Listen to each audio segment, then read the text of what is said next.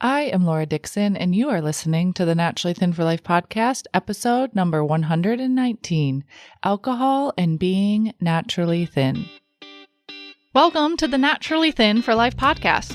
I'm going to teach you how to get out of your diet brain so that you too can be naturally thin for life. No counting, restricting, or obsessing. I am going to take the mystery out of it for you so that you can become naturally thin starting today. Are you ready?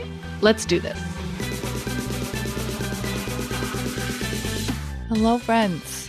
Welcome back to the podcast. Today, we're going to talk about alcohol and being naturally thin and how you can think and use alcohol if you decide to drink in a way that serves you.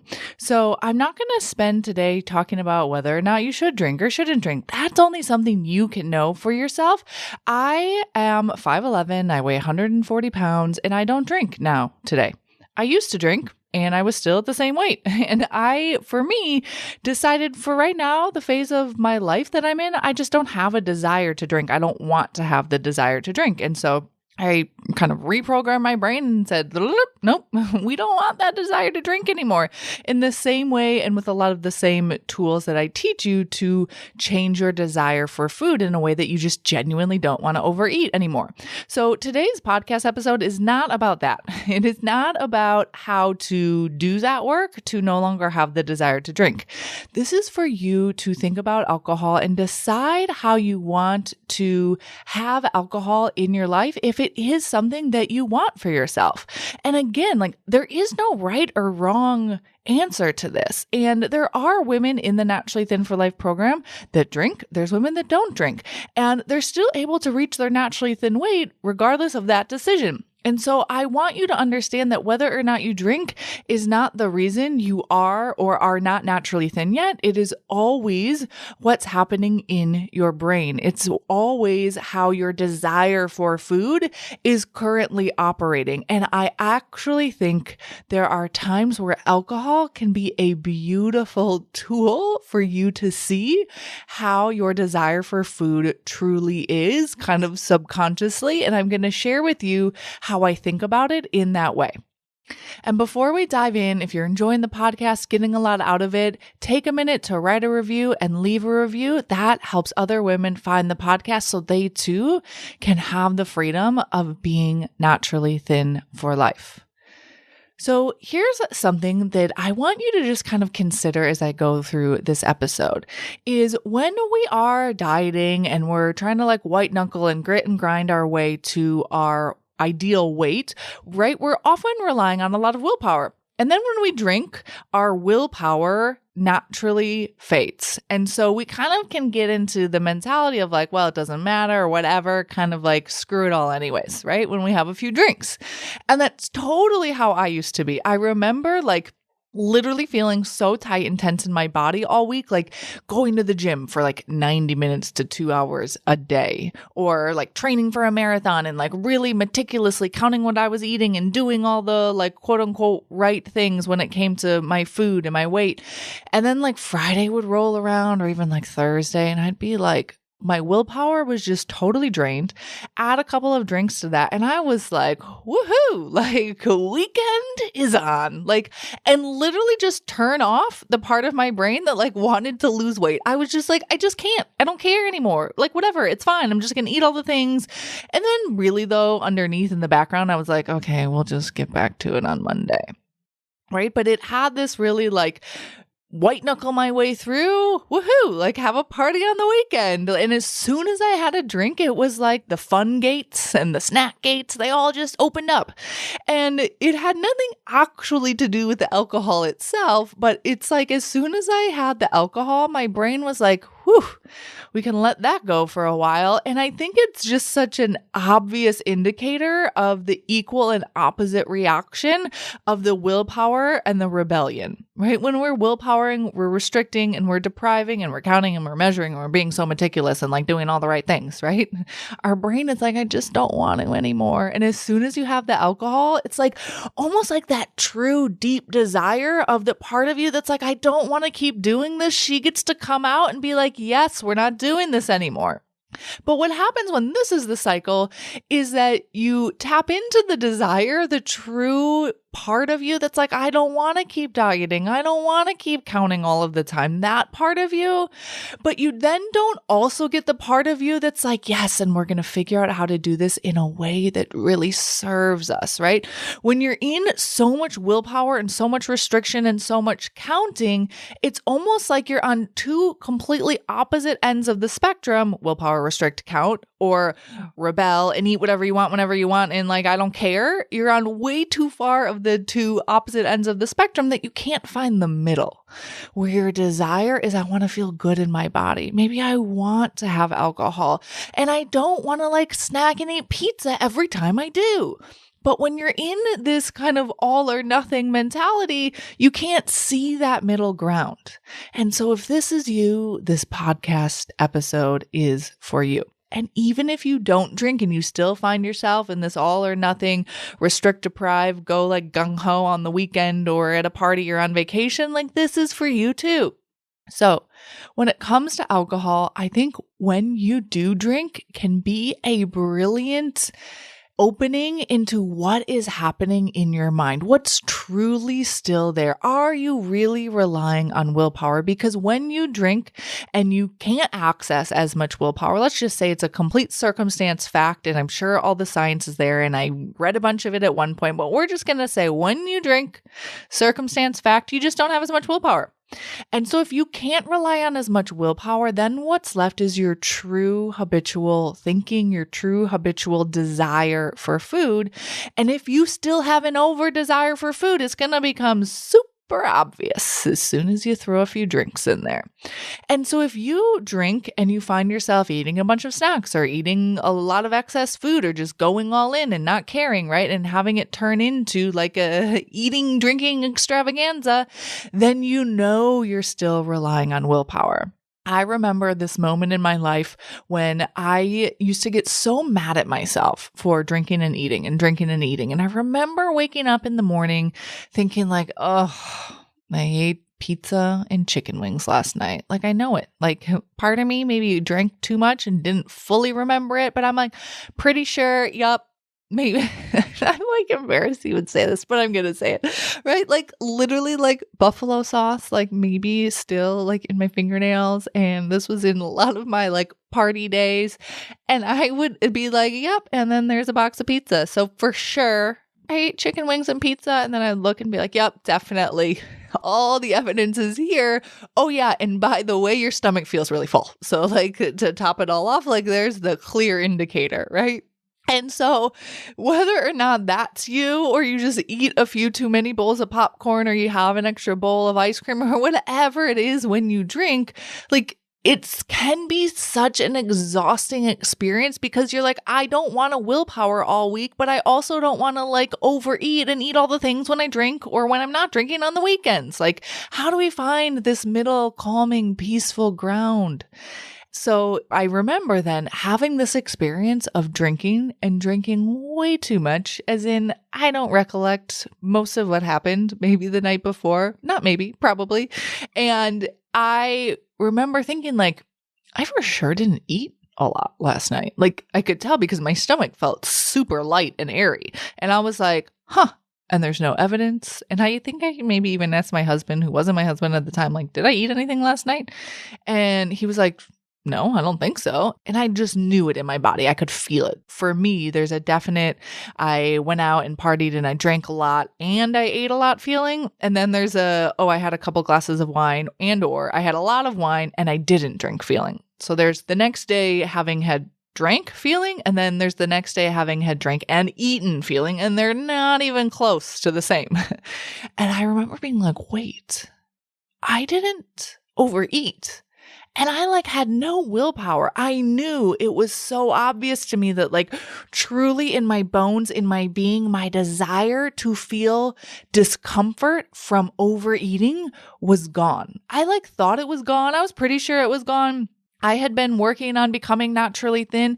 And it just like when I had that experience, I like felt so much pride. I was like, hell yeah, like I did it. Like I don't need willpower anymore. Like I really thought it was possible. I really thought it was true, but that experience for me was like, whoa, it really is a thing. You don't need willpower, because I know I was surrounded with food the night before. I had a lot of alcohol and I still didn't eat. Like, what is happening?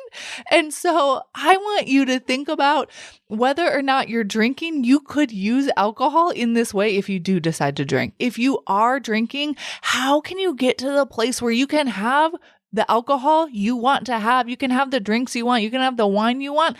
And you don't need to battle yourself to not eat all the snacks. Like, what a beautiful place to be in if you want to have alcohol in your life. And I think it can be so beautiful to get to that place.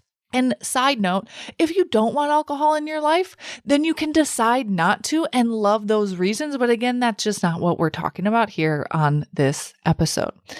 And so for those of you that want to drink, that want to have alcohol in your life, what I think you can do to help you with this is, first of all, use your buckets. So when you decide, how do you want to feel when you go to bed? How satisfied do you want to feel in your body when you're going to bed that night, when you're waking up the next morning, right? And remember being satisfied. And this is something we spend a lot of time in the Naturally Thin for Life program on, but something for you to consider here is being satisfied. That satisfaction level in your body goes way beyond full or not full, right? Like that's so binary. When you think about the satisfaction levels you want to feel, decide on purpose how you want to feel. Do you want to feel nourished? Do you want to feel light? Do you want to feel grounded? Do you want to feel warm? Do you want to feel clean? Do you want to feel buzzy? Do you want to feel, right? There's so many different ways we can talk about our different satisfaction levels in our body. And so you can decide, how do you want to feel going to bed? How do you want to feel waking up in the morning with alcohol in your body? So there was a period of time in my life that even like 1 to 2 glasses of wine, I would wake up with a slight kind of buzziness in my head and like a slight fuzziness in my body. And I would decide that's how I want to feel waking up, like very deliberately and consciously. I want to feel that way. I don't want to add the like bloat and the discomfort and the constipation and the like heaviness of also having eaten. So I would decide for myself really deliberately. And I can even imagine exactly what it feels like now sharing this with you.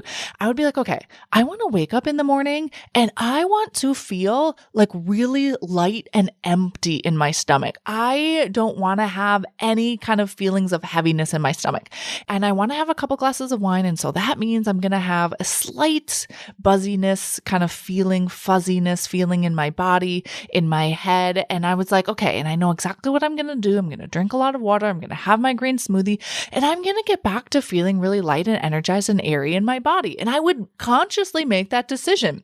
And I really wanted to have a couple glasses of wine. And I would know as well, like, I'm probably not going to sleep maybe quite as well. I might be a little bit warmer in my body when I wake up. And I just like knew this very deliberately. It was a conscious decision that I made. And it was a conscious decision to not add on top of that the discomfort of overeating. So really decide, how do you want to feel going to bed? How do you want to feel waking up?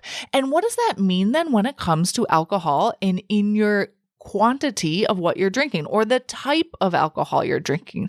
So when I decided that first, and that's where I always suggest you start and be really honest with yourself. How do you want to feel? And then when you want to feel that way, what does that mean for alcohol? And so for me at the time was like, I know I could probably feel lighter and energized and more airy and not have that kind of slight tinge of fuzziness in my body and maybe not be as warm in the morning. But I was like, guess what? At the time for me, I was like, I want to have alcohol. So I want to feel that way. Like they get to go hand in hand, and I'm like game on for all of it. And I know how to feel like as energized and optimal and airy, like as quickly as possible the next day. And I get to get there so much faster when I don't add overeating on top of it. So step 1. How do you want to feel that night? How do you want to feel in the morning? And then what does that mean when you back that up into your decision around alcohol? So for me, that always meant like no beer ever. Like I knew like gluten and we didn't really get along, and I tried cider for a while. My husband drank a lot of cider. That was kind of his thing of choice and drink of choice when we would go out, or even just like when we would go to dinner and have a couple of drinks. And even like I would drink that and be like, nah, like I didn't love the taste. I didn't really love how it felt in my body. And so I, for a while, kind of in the same way I share with you with food, was like, what alcohol allows me to feel the way I want to feel in my body and not add unnecessary discomfort on top of it. And so for me, that was always red wine. And if I was not having red wine, if I was having like a cocktail, it always meant like the least amount of sugar as possible and usually clear alcohol. So I remember like drinking vodka with seltzer and lime. That was my drink of choice. Or I would have, why is it like blanking me right now? Is it a mojito, but without the syrup, right? And so I really liked things that were clear, not a lot of sugar. And that also for me meant not combining different types of alcohol, right? And so you get to decide what that is for you, but it's super important that you start with and be really honest with yourself of how do I want to feel when I'm going to bed, and or how do I want to feel the morning and the next day? And what does that mean for me? And if there is a change I want to make, then what that means is I'm going to just have to be willing to feel that urge. I'm going to have to be willing to feel that desire and not answer it, right? It's the exact same process with food. When you want to go to bed feeling light and airy and energized, and you know that means not eating 3 bowls of ice cream, but you know you're going to have the urge and the desire to eat 3 bowls of ice cream, all you need to be willing to do is to feel that urge, feel that desire for the ice cream, not answer it, simply let that vibration pass through you, and your brain learns really quickly, oh, I don't need 3 bowls of ice cream, and now I get to go to bed feeling so light and airy and energized. Same exact process when it comes to alcohol. So you decide how you want to feel, you back that up into what does that mean in your decisions as far as type and quantity of alcohol. And then you get to use your own body as feedback, right? Like, how does my body feel? Did I follow through on that? How do I feel the next day? And when you're making that decision, I would also decide when you're deciding what type and quantity of alcohol you want to drink, like make that decision for yourself and then know that you're making that decision because of how you want to feel the next day. And if your brain wants to deviate from that decision, then know the only way and the best way and the easiest way to allow yourself to still feel the way you want to feel the next day and to follow through on that decision you made in advance is to be willing to feel that urge and to feel that desire, right? When you're doing this with food throughout the day and you're then not using willpower, because think about if you are throughout the week, let's say, and I'm totally making this up, right? Maybe you have a glass of wine every night. I have no idea. But if you are not drinking, let's say, throughout the week, and let's say you drink and you want to drink on a Friday and a Saturday, and you're not drinking throughout the week, and you're not using willpower because you're truly understanding your desire, you're allowing excess desire, you're allowing that urge to eat, let's say in the evening when it's maybe at its strongest, and you allow the urge to eat when you're feeling restless and the urge dissipates, and you're practicing that skill and you're not using willpower, then when you go to drink, you're going to need way less willpower, right? You're going to habitualize that skill of allowing the urge, allowing the desire, and simply letting it vibrate through your body and not answer it. And when that is a skill that you just have, then it doesn't matter whether or not you have alcohol because you're not relying on willpower. It's just a skill that you do. And this was my exact experience where I was like, oh, when I think so much more and I connect so much more deeply to how I want to feel that night, how I want to feel in the morning, I'm so much more willing to let the urge to keep drinking or to keep eating beyond what's comfortable. I'm willing to let that urge just be in my body and not answer it. And I don't need to fight it. And it's such a calming, so much more enjoyable experience that it really just became my natural experience and a habitual experience when I was drinking and I didn't need to rely on willpower. And so that's what I want for you as well. And so if you are still struggling with food when it comes to drinking or in general, right, the only reason you struggle to follow through on how you want to eat, how you want to feel, especially when you're drinking alcohol, is because you think or you're still relying on willpower. And the best way, the fastest way to not need willpower is to practice the skill of allowing your emotions, of allowing that urge, which is an emotion, a feeling, a vibration in your body, allowing that urge to be there, understanding that it's coming from your own mind, letting that feeling dissipate without answering it so that you don't need the willpower. And then the last thing I want to leave you with, actually 2 things, and I mentioned this a little before, but when you're deciding how much and the quantity and the type of alcohol you want to drink in relation to how you want to feel that night or the next morning. Also decide in advance and use your buckets to do this. Decide how much food you want to be eating. What food do you want to be eating with that alcohol? What type of food? What quantity of food?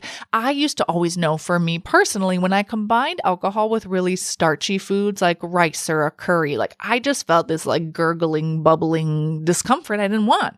And so decide in advance, what do you want to be eating with that alcohol? What do you maybe not want to be eating with that alcohol? For me, I knew like if I would go out to dinner with my husband and I was going to have a couple of drinks, I didn't want to eat the bread. Not because I was counting my calories, because I just knew when I combined the bread and the wine, like I just felt a discomfort I didn't want to feel. But I knew when I ate, let's say, a steak and some asparagus and the red wine and maybe a couple of bites of dessert, like I would be able to still feel the way I wanted to feel in my body. So decide what type, what quantity of alcohol you want to drink. How do you want to eat in the surrounding kind of relationship with that alcohol, always from the lens of how do I want to feel the next day? How do I want to feel tonight when I'm going to bed? And then the last thing I'll leave you with is anticipate that you will have the urge to either eat more and or drink more, and expect that that urge is going to be there. Be willing to feel that urge. Tell your brain in advance it's going to come, right? When your brain expects like, oh, I'm going to go to a restaurant and I'm going to be hanging out with my friends and I'm decided I want to have 4 glasses of wine tonight and I know how I want to feel in the morning and I know that I want to eat like a steak and some asparagus in that example I just gave you, right? And so you have that anticipation and the expectation of here's how I want to eat and here's how I want to drink. Expect that your brain is going to be like, yes. And you're also going to want to eat the snacks when you get home. And yes, you might also want to drink, 3 more drinks on top of that or whatever it is for you. Expect that you're going to have that urge. Tell your brain in advance it's going to be there and you're willing to feel it. And you want to understand that urge, embrace that urge, let that urge vibrate in your body. And you want to still feel the way you decided that night and in the morning. And what that means is you're going to let that urge be there. You're going to let that urge vibrate. It's going to calmly pass and you're going to have those 4 glasses of wine. You're going to enjoy your steak and the asparagus and you're going to get to enjoy and love waking up in the morning, feeling the way you decided you want to feel. So friends, you do not need to stop drinking to be naturally thin. You may decide that it serves you to not drink, right? My point here is that it doesn't actually matter. Being naturally thin is not the byproduct of drinkers or not drinkers. You get to decide, what do you want your relationship with alcohol to be? What is the relationship with alcohol that serves you? And always be deciding from how you want to feel. What is the way that you want to feel in your body, both physically and emotionally? And how does alcohol fit into that, whether or not it does? All right, my friends. And if you want help with this, make sure to join us in the Naturally Thin for Life program, where we do talk about how to have a relationship with alcohol if it's a relationship with you want. Someone actually recently on one of our live calls, someone was saying, she said, I'm doing really well, but then when I go out on the weekends with my girlfriends, like I find I keep eating all the snacks every time I drink.